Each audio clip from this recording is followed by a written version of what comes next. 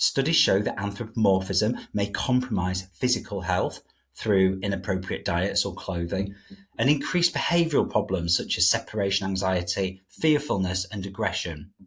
Now, behaviourists are reporting a rise in behaviour referrals tied to pets treated more like children than animals.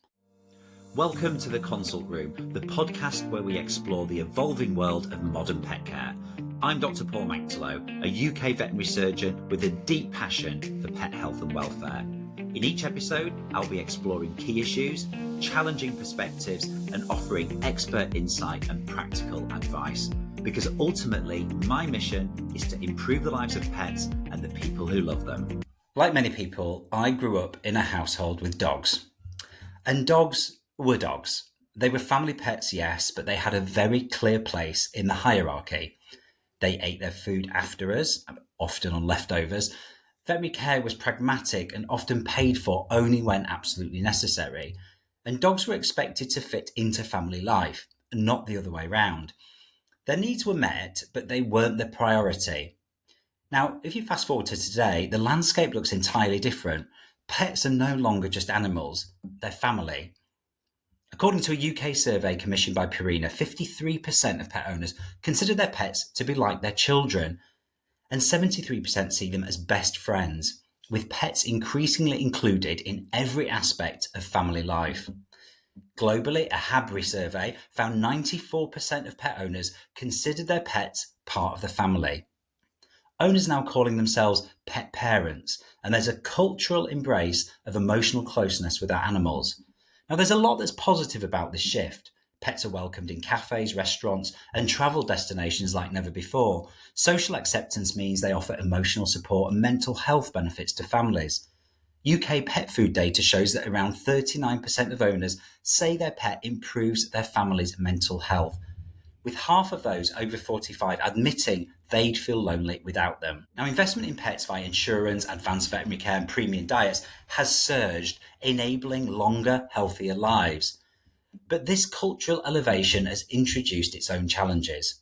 Anthropomorphism, that's a bit of a mouthful, is treating animals as if they are human. Now, this can blur the species-specific care.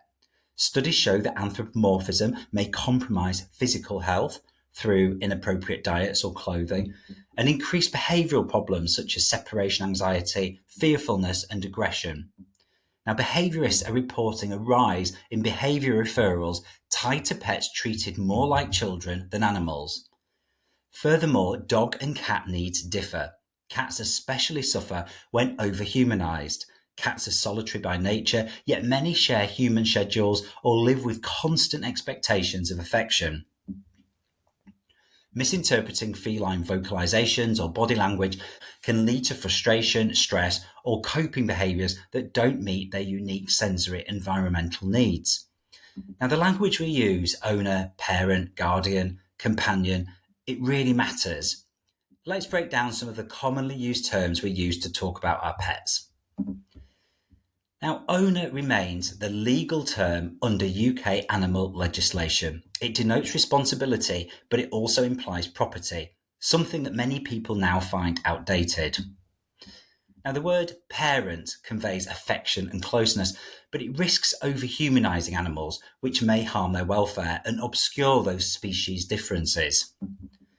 Companion suggests mutual benefit and closeness, but it can understate the responsibility of care that we have towards our pets. Many advocates are now preferring the term guardian, which implies protection and stewardship, caring for an animal as a being in its own right.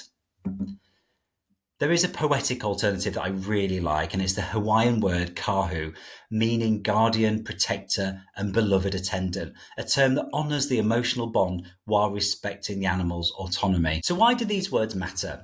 Because our terminology shapes our mindset and behaviours.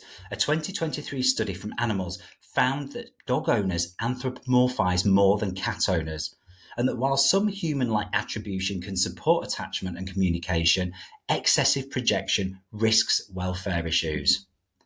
Now, we've come a long way from dogs living on leftovers and being confined to the kitchen or outside, to dogs sleeping in our beds and accompanying us to events, but perhaps we've swung too far in the other direction. Now, while integration is positive and I'm all for it, balance is vital. Pets are part of family life, but they are also a different species with their own needs. Now, for me personally, choosing to identify as a guardian rather than a parent or an owner, it helps me a little bit to reset. Now, it allows us to love deeply while meeting species-specific needs, structure, socialization, appropriate diet, and activity. Now, as a vet, the term owner is really deeply embedded, both legally and culturally, in veterinary practice. It's tied to decision-making and consent.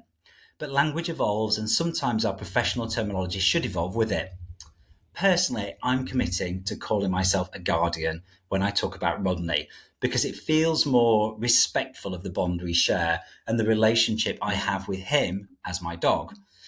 But I'd love to hear what you think. What about you? Do you call yourself an owner, a parent, a guardian, or something else entirely?